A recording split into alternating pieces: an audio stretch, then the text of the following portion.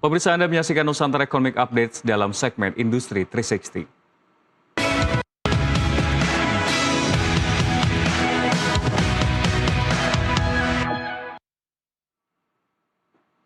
Ya pemirsa, kita ketahui memang transformasi digital pemerintah menjadi salah satu agenda besar reformasi birokrasi di Indonesia. Dan saat ini diperkirakan terdapat lebih dari 27.000 aplikasi pemerintah yang dikembangkan oleh berbagai kementerian, lembaga, dan pemerintah daerah. Namun sebagian besar sistem tersebut masih berjalan, di mana pemirsa memang kita ketahui untuk aplikasi-aplikasi tersebut masih berjalan sendiri-sendiri, sehingga data antar instansi seiring tidak terhubung. Akibatnya proses pengambilan kebijakan pun menjadi lebih lambat, data sering berbeda antar lembaga, dan efisiensi anggaran menjadi tantangan besar. Pemerintah pun mendorong konsep satu data dan satu akses melalui transformasi digital pemerintah agar berbagai sistem dapat terintegrasi dalam satu ekosistem digital. Dengan jumlah penduduk lebih dari 280 juta jiwa dan lebih dari 200 juta pengguna internet, digitalisasi layanan publik diharapkan mampu mempercepat pelayanan, meningkatkan akurasi data, serta membuat birokrasi lebih efisien.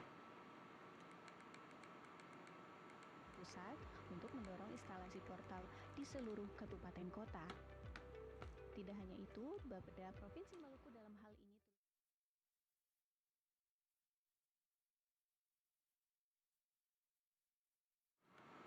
Ya, ini menjadi suatu hal yang sangat menarik untuk dibahas, transformasi digital khususnya di pemerintahan, satu data. Ini seperti apa mekanismenya? Tentunya kita akan membahasnya saat ini telah bergabung bersama kami di studio, yakni Rahmat Andika, Koordinator Gugus Tugas Komite Percepatan Transformasi Digital Pemerintah. Selamat pagi Mas Dika. Selamat pagi. Terima kasih sudah bergabung di sini, di studio Nusantara TV. Ini terkait dengan berbagai hambatan yang tadi kita ketahui sebelumnya. Ini menjadi background, ada lebih dari 27.000 aplikasi. Itu mungkin didata di tahun-tahun sebelumnya. Terus beberapa yang ditunjuk pun disebutkan menjadi sebuah pemangku kebijakan yang mengatur flow untuk menuju ke arah sana. Itu satu data. Salah satunya adalah INA Digital. Mungkin bisa disampaikan kepada kami terkait dengan INA Digital ini seperti apa dalam ekosistem GovTech kita sebetulnya. Baik. Terima kasih Mas. Jadi INA Digital ini sebetulnya brand yang memang sudah sejak pemerintahan sebelumnya sudah diresmikan oleh waktu itu Pak Presiden Jokowi di pemerintahan sebelumnya. Tapi lalu agenda utamanya kan sebetulnya agenda transformasi digital. Betul. Persis salah satu problem statement-nya seperti yang tadi disampaikan. Banyak sekali aplikasi, seringkali masih ada data yang kurang sinkron. Itulah sebetulnya tantangan dari transformasi digital. Nah, di periode pemerintahan Pak Prabowo yang sekarang, memang Pak Presiden menugaskan melalui Perpres 83 2025 pembentukan Komite Percepatan Transformasi Digital Pemerintah yang kebetulan dipimpin juga oleh Pak Luhut dengan wakilnya Bu Menkom Digi dan juga Menpan RB. Jadi apa yang baru sebetulnya, apa yang ingin dicoba agar lebih efektif adalah sebetulnya pendekatannya. Jadi kita sebetulnya menyadari bahwa selama ini seringnya ketidaksinkronan antara berbagai layanan digital dari pemerintah karena memang kita masih punya keterbatasan akibat belum adanya digital public infrastructure yang efektif. Nah, itulah sekarang sebetulnya yang jadi agenda penting sejak tahun lalu hingga sekarang. Jadi itu sebetulnya agenda utamanya masih soal transformasi digital, tapi approach-nya yang sekarang kita coba ubah, kita fokus ke bagaimana membangun digital public infrastructure yang efektif, functioning, dan efeknya bisa langsung dirasakan oleh masyarakat. Namun kalau secara spesifik dari banyak mandat-mandat yang ada, mandat yang paling spesifik yang diarahkan oleh Presiden itu seperti apa? Ya, sebetulnya poin utamanya sebetulnya soal orkestrasi. Kita dulu seringkali punya pendekatan, jadi gini mungkin sebelumnya Mas. Kalau kita bicara transformasi digital, tantangan terbesarnya di Indonesia adalah kita tidak mulai dari scratch. Karena sejak 5, 6, 10 tahun yang lalu bahkan banyak kementerian, banyak pemerintah daerah itu sudah memulai masing-masing. Karena memang berhadapan dengan tugas atau target pelayanan yang diemban masing-masing. Jadi di titik sekarang begitu kita ingin bicara mengintegrasikan, kadang-kadang integrasi ini juga sering oversimplify. Padahal kita harus membangun desain yang memang betul-betul bisa membuat berbagai sistem ini terhubung sebetulnya. Not necessarily termnya terintegrasi. Kadang-kadang kalau integrasi udah yang penting terhubung. Tapi yang kita butuhkan kan bagaimana dia terhubung satu sama lain yang efek konkretnya adalah harusnya dirasakan masyarakat soal kemudahan, soal kecepatan, dan seterusnya. Jadi tugasnya adalah sebetulnya dari Komite Percepatan ini, salah satu tugas utamanya adalah mengorkestrasi proses dibangunnya digital public infrastruktur melibatkan seluruh pemangku kepentingan yang memang saat ini sudah existing. Contohnya bicara tentang digital ID, kita sudah punya aset yang luar biasa besar. Kita kira adalah betapa biometrik dari masyarakat Indonesia ini, 98% dari adult population itu sudah ada rekam biometrik. Dan itu yang baru-baru ini kita manfaatkan untuk uji coba di Banyuwangi, bagaimana masyarakat bisa mendaftar bansos, waktu itu contohnya, dengan sangat mudah karena hanya menggunakan biometriknya, tanpa harus mengisi berbagai form yang panjang. Gitu. Jadi itu satu, itu ada di Kementerian Dalam Negeri. Di sisi lain, kita juga punya sebetulnya SPLP atau layanan dasar dari apa yang biasanya kalau term global di DPI itu soal digital exchange, data exchange platform. Nah, kita sudah punya SPLP. Nah, itulah yang kita akan gunakan bagaimana data-data dari berbagai kementerian itu bisa berkomunikasi satu sama lain. Nah, ini juga penting. Jadi tidak serta-merta kalau mempunyai satu data itu artinya ada semua data dikumpulin di satu tempat. Itu malah mungkin menimbulkan risiko lain. Tapi kita mencari cara bagaimana seluruh data yang ada di berbagai kementerian, data operasional, data administrasi, itu bisa berkomunikasi satu dengan yang lainnya.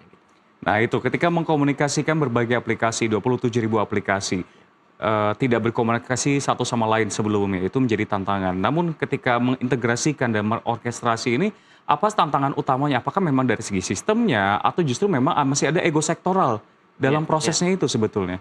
Iya, jadi satu hal memang kalau kita bicara di dekade ini ya, saya pikir masalah teknis, masalah teknologinya bukan sesuatu hal yang tantangannya mungkin sudah jauh lebih ringan dibanding kalau kita bicara 10-15 tahun yang lalu. Memang betul tadi, tapi mungkin termnya alih-alih ego sektoral, saya memposisikannya begini, seperti yang tadi saya sampaikan di awal, Mas. Kita ini di titik di mana sudah banyak sistem yang memang berdiri sendiri-sendiri. Jadi dalam konsep DPI, sistem sendiri-sendiri ini bukan berarti tidak mungkin efektif. Bisa jadi ada efektif, bahkan mungkin beberapa kita rasakan manfaatnya ya, layanan-layanan pemerintah. Tapi problemnya adalah, selama belum adanya DPI, maka sistem-sistem atau layanan-layanan vertikal yang dibangun oleh masing-masing instansi ini akan selalu lebih mahal dari seharusnya. Dan akan selalu juga less efektif daripada seharusnya. Nah, DPI inilah yang kita rasa berdasarkan benchmark juga dari banyak negara lain yang memang sudah lebih mature DPI-nya, inilah yang menghasilkan efisiensi dan bukan melulu sekedar efisiensi rupiah, tapi efisiensi dari bisnis proses yang sampai ke masyarakat gitu.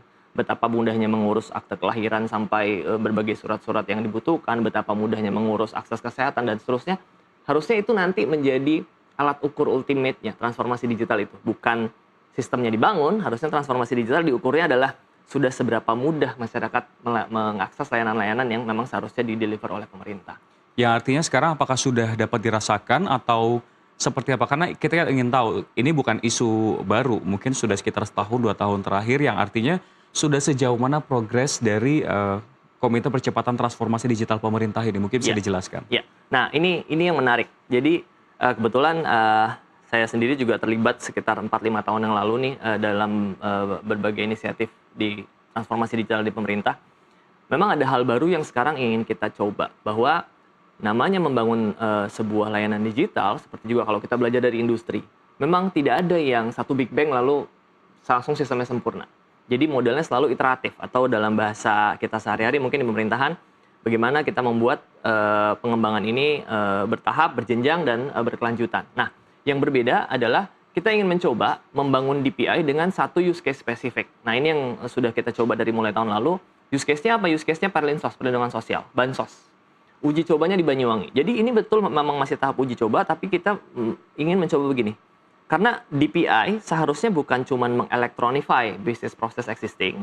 Dengan adanya DPI atau Digital Public Infrastructure, harusnya kita bisa reimagine business process yang baru, yang memang harus mudah dirasakan masyarakat. Nah, di Banyuwangi kita sudah coba. Kita implementasikan Digital ID, kita implementasikan Data Exchange Platform, di mana masyarakat Banyuwangi sejak September tahun lalu kita uji coba bisa mendaftar bansos, jadi on demand. Sekarang semua masyarakat yang merasa butuh bansos, dia bisa daftar, daftarnya sangat mudah karena hanya menggunakan biometrik, bahkan orang yang tidak punya handphone sekalipun bisa mendaftar, tapi ada transparansi soal proses, dan ada transparansi soal kriteria atau syarat seorang menerima bansos, dan ada transparansi juga saat orang mendapatkan hasil bahwa dia tidak layak, dia juga tahu alasannya kenapa. Nah, ini yang bisa di-enable karena adanya DPI. Sebelumnya itu sangat sulit, apalagi kalau kita bicara bansos kan selalu polemik ya, begitu kita bicara siapa yang berhak, siapa yang nggak berhak.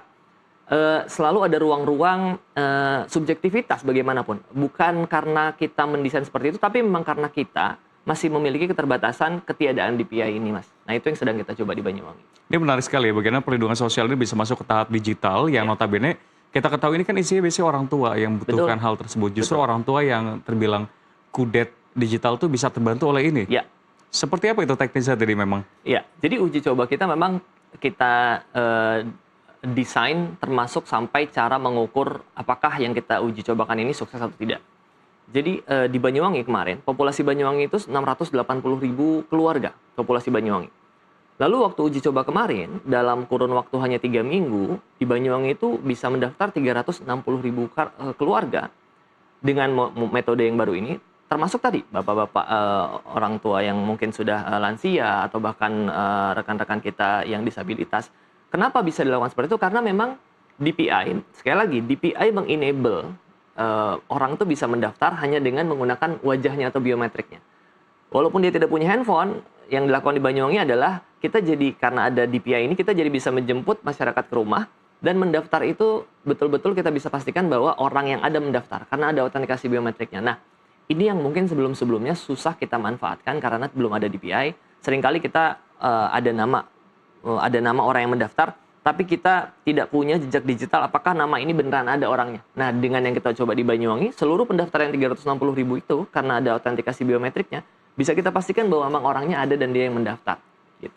Berarti penegasan kembali bahwa ini menjadi sebuah problem klasik dari distribusi bantuan sosial adalah tidak tepat sasaran dari distribusi bantuan sosial ini. Dengan adanya digitalisasi ini yang artinya bisa memitigasi dan meminimalisir. Betul. Jadi saya lupa tadi sampaikan. Kenapa kita mencari use case untuk DPI ini ada perlindungan sosial? Karena di perlindungan sosial, Mas, baik itu bansos maupun itu subsidi, kita itu menyaksikan sehari-hari bahwa program ketepat sasaranan itu memang masih jadi problem yang kita hadapi. Dan ini seringkali bukan intensional kenapa salah sasaran. Sekali lagi, karena memang dengan penduduk yang jumlahnya 280 juta lebih ini, tantangan terbesar adalah bagaimana kita bisa menentukan siapa yang berhak untuk mendapatkan bansos, siapa yang berhak untuk menerima subsidi BBM, siapa yang berhak untuk menerima subsidi LPG. Kita masih kekurangan cara, kekurangan metode untuk bisa menentukan target spesifik person atau keluarga. Nah, DPI ini sekali lagi, itu bisa mengenable. Sekarang yang kita coba di Banyuwangi adalah, hipotesis pertamanya adalah bagaimana kita bisa menargetkan penerima bansos dengan lebih tepat sasaran. Jadi berdasarkan studi DEN, di awal tahun 2025, itu kalau kita bicara bansos PKH dan sembako, memang ada potensi miss target itu sekitar 45%. Artinya gini, masih ada orang-orang yang sebetulnya tidak miskin, tapi menerima bantuan sosial, dan sebaliknya masih banyak juga, banyak sekali bahkan, orang-orang yang sebetulnya miskin atau sebetulnya butuh, tapi tidak pernah terbaca oleh sistem atau belum mendapatkan bansos. Nah, ini menjadi problem statement yang menjadi tujuan dari uji coba yang kita lakukan di Banyuwangi, bagaimana DPI harusnya bisa menurunkan tingkat error itu sekecil mungkin. Baik, masih banyak yang ingin saya tanyakan, Mas Dika, namun kita harus jeda terlebih dahulu, sehingga pemirsa Nusantara Economic Update akan kembali lagi sesaat lagi. Tetaplah bersama kami.